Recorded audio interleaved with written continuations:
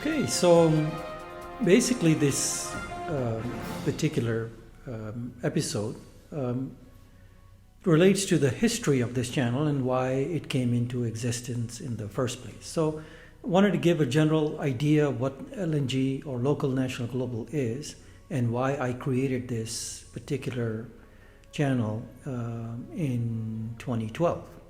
So let's give you a brief history of this channel.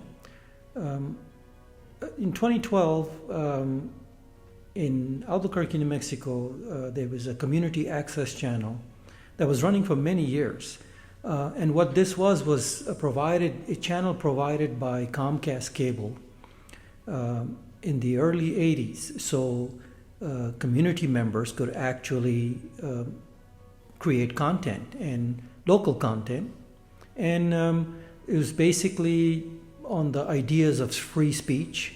That way people had their opinions, they wanted to get it out there, and what they would be required to do is go through training in this community access channel provided by Comcast to create, say, a half an hour episode, an hour episode, and they even had the ability to give the content creators the ability to go live, and that was very unusual for that era. So in the early 80s, Community Access Channel 27 in Albuquerque was basically responsible for a lot of creators, a lot of content creators that came onto this channel in Albuquerque and started creating content. And basically some of them had commentary, some of them would actually do a somewhat of a reasonable show, so they could, they were bringing guests on the show, and it was a different time. This was before the internet, and once the internet came in, naturally things started to go onto YouTube and online. So basically, it was a different era of the internet. Starting in the early 90s, middle 90s is when we saw the YouTube taking off and things like that. But so a little bit of history on local, national, global, LNG, this channel I started. So basically, LNG was a television show. It was supposed to be a television show, which it was. At the very first time, it was in the early 2000s, 2001, 2002 is when I made some episodes for this particular community access channel in Albuquerque, Channel 27. And then fast forward 2012, this new YouTube content creator called Public Television came and took over the community access channel. And what their aim was to basically create a little better quality of content. And what they were doing at that point was a little bit controversial. They were kind of, giving certain people the ability to create the content, but there was some conditions there as to what the standard of content they wanted on the air, because they didn't want just some guy sitting with a mic and kind of talking and giving his opinion and cursing out the local politicians. So they basically wanted a little higher standard, which was very controversial, and it had to do with eliminating. The controversy was that, they're going to eliminate free speech, which they were not. They simply said, in order to work with us, you have to give us a little higher quality of content. They didn't care what they were saying. They just wanted the technical aspects a little bit more up to par and up to standard. So anyways, 2012, I approached the executive producer of Public, Rick Metz. God bless him, gave me my first chance and gave me the ability to create LNG. So I approached him with this whole concept of creating a show called LNG, which was the name I just came up with. The reason why I came up with LNG was because it was supposed to cover local, national, and global topics. It's very simple. It's nothing complicated. And I was supposed to be the host, and I was going to potentially interview guests, which I did, roughly around 100 or so, before the show had kind of ended, or we had kind of quieted it down because there was some personal issues that was going on with me, so I had to kind of basically end it at that point or calm it down or close the show temporarily so I can restart it and go on, online, so to speak, instead of being stuck in a studio. So LNG, the concept of LNG was very simple. I just wanted to bring any guest that I could for this television show and interview them and talk to them about what it is that they did and whether they were from pop culture or from the political arena or somewhere else, or they had some idea they wanted to share it. If they were, a community member that just wanted to kind of give their point of view on particular subjects. But what happened was I didn't feel comfortable with pop culture, and I didn't feel comfortable with a lot of other things because I didn't. It was not my area of interest to talk about just things that were going on as far as pop culture. I was more interested in public policy and things of that nature. So what I did was the show basically started out with whomever that wanted to come on there to basically public policy individuals and who were either running for office or they were in office already and they wanted to just kind of talk about what it is that they're working on. So if it was a public official from the assessor's office, so I would bring them to talk about the tax situation in Albuquerque, New Mexico, and what the percentages and what a person could expect as far as home ownership and the tax ramifications and things of that sort. That's just to give you a general idea. So that was the idea, and then what happened was when I had asked one of my producers to bring in a candidate who was running for office, and running for state representative, and I believe it was one of the districts in Albuquerque. I can't recall 100% now, but it was a district in Albuquerque, and they kind of wanted exposure. So they asked me, would you let me come on your show and talk about, what it is that I'm running for and what my district issues are and things like that. So I said, well, I think that would be a great idea. And I brought that guest in, that was a candidate. And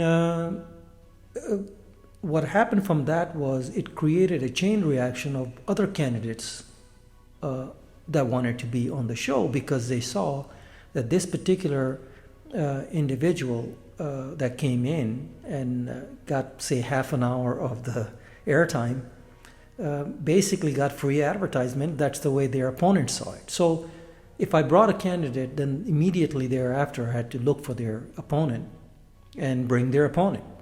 So one can understand, like, okay, you bring a candidate, you can't just bring him or her, you have to bring their opponent. So this is how this thing kind of gave itself more life in its own direction, where candidates start coming in, and it was a hit. It was a hit in the sense where people really started to watch that show.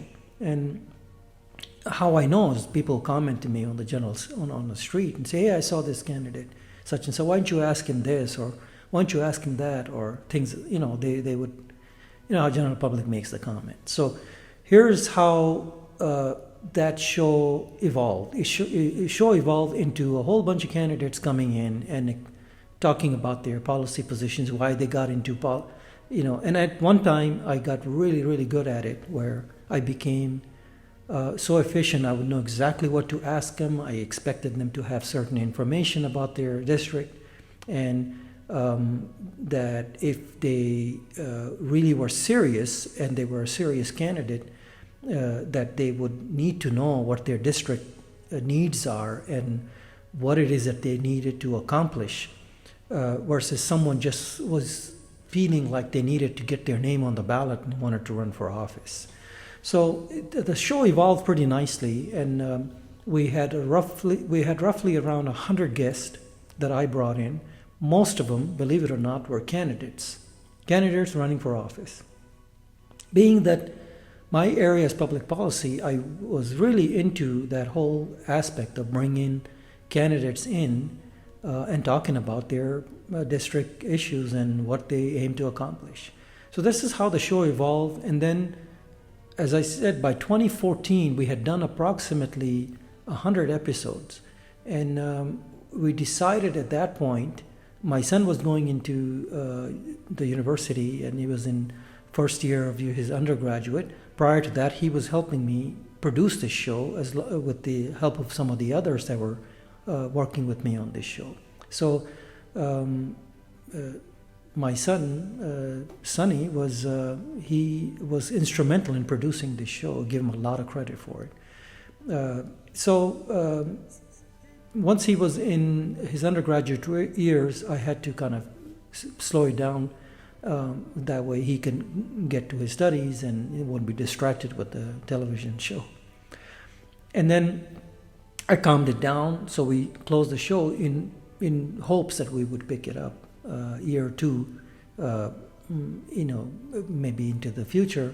So 2014, I had to calm the show down, or close it down, so to speak, to eventually restart it and go online,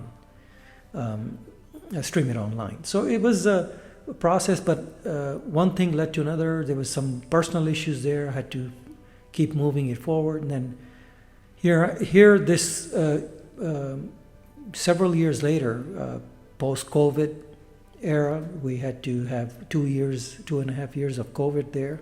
That was extremely difficult for a lot of people. So there was no way that I could go sit in a studio and produce any kind of content there. So online was basically its real deal there, so to speak. So this is how the show started out. The evolution of this show is basically national and global. And of course, if you notice some of the topics that are on the channel right now, you see me commenting on, basically commenting without a guest about different global events. Most currently, Ukraine. The invasion, Russia invading Ukraine is like the big thing on the national news there. So naturally, I have to cover that. And being that I am a global affairs analyst, my analysis is something that I would like to put forward and let people kind of make up their mind and kind of listen to what the commentary is about, what it is that my opinion is as far as, or my analysis is with regards to Ukraine or the Israeli Palestinian issue or Sri Lanka or why the Indians, our East Indians are supporting Russia versus the NATO allies. If you notice, if you look on the channel, you'll see different kinds of variety of global issues there. There's only a singular pop culture issue that came up. That was Will Smith. That happened a few weeks ago. Someone asked me to comment on it because I thought that was kind of unusual to get someone to get slapped on national television, not just national television, but global television. The slap that was heard around the world and seen around the world. So 150 million viewers probably watched it. And so someone asked me to comment on that, and I said, okay, I'll comment on it, even though I am not really interested in commenting on things when it comes to pop culture and things like that. So that was the only singular comment I made. So this show is simply about global affairs. Now, mind you, U.S. national topics, domestic issues are extremely important, and the public wants to get different opinions. Sometimes they need an explanation of what's going on. If a specific thing is being worked on by Congress, they want to know that, so they want someone to kind of elaborate. National media is great, but they want individuals like myself to comment on what it is that's going on in the national scene. We have the global scene there, global affairs, of course, but then when you say global affairs, everything is encompassed by it. So national affairs would be very much in that category. So that said, I would continue to comment, and right now this show is without any guest. It's just simply me commenting on it.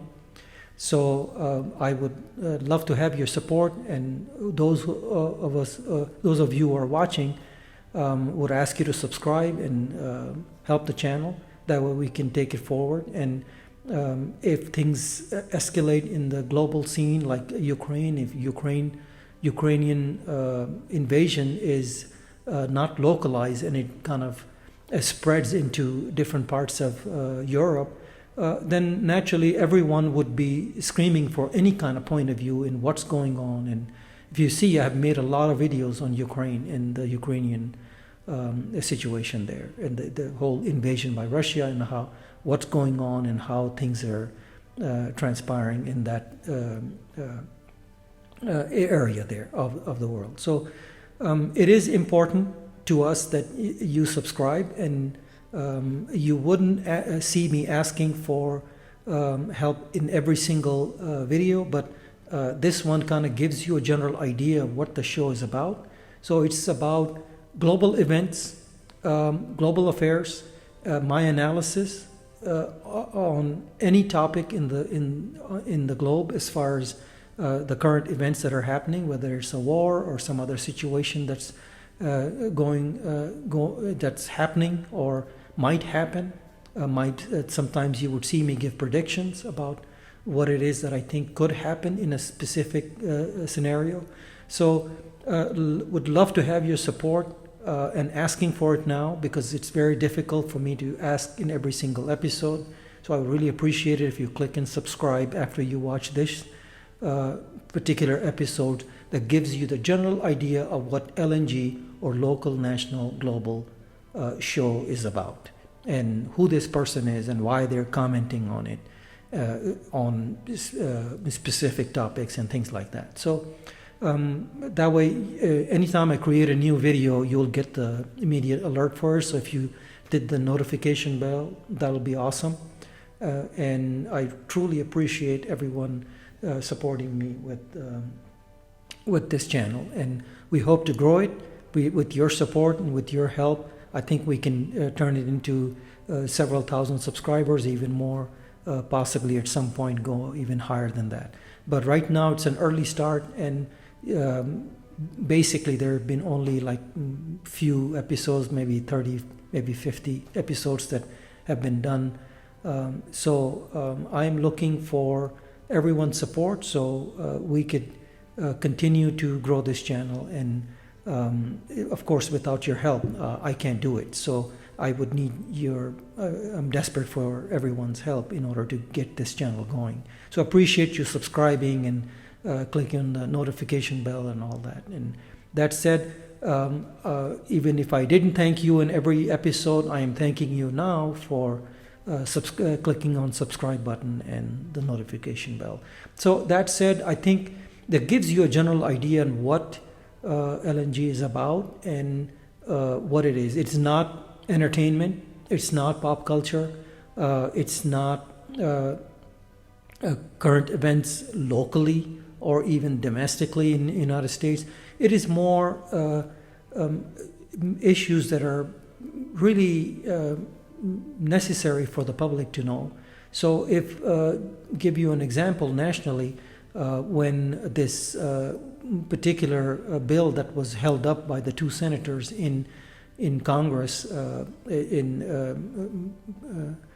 Senator Joe Manchin from West Virginia and Senator Sinema from Arizona, you could tell that there was two individuals holding up an entire bill there. And I do have an episode where I comment on that and how two individuals are basically holding up the entire nation's purse strings. So it is a definite need there for someone to kind of explain certain things, and I explain it in my way. Sometimes it's a little different from someone else, but the thing that you are looking at and you will be looking forward to is something that's not being mentioned on the mass media in general, at least not in the way I would describe it. So I would give you my point of view in what it is that I feel that is going on with a particular issue, whether it's a current bill in Congress that is about to go through or is looking to go through, and who's blocking it, and what it entails, and what other things that are involving that particular surrounding that issue there. So, and then when it comes to elections, we're going to get into the general elections.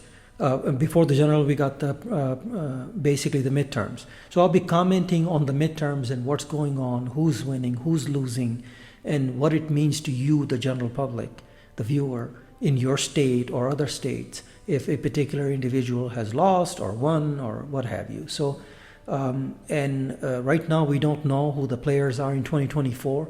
It could be Ron DeSantis from Florida on the Republican side. We pretty much know that Biden is going to rerun again. Of course, he is an incumbent, and he's going to run again, more than likely.